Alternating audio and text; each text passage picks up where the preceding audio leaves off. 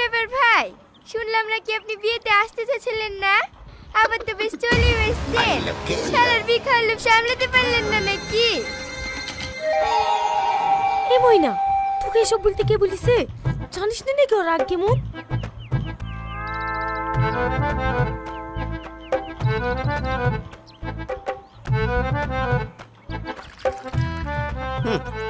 পানি কাছে দিস। কেন আপনাকে দিচ্ছি?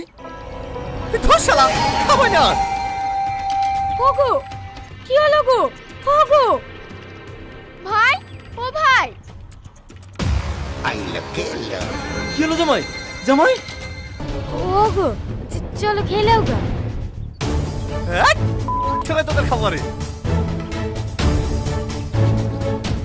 লাও, এবার কি করে সামলাবে সামলাও।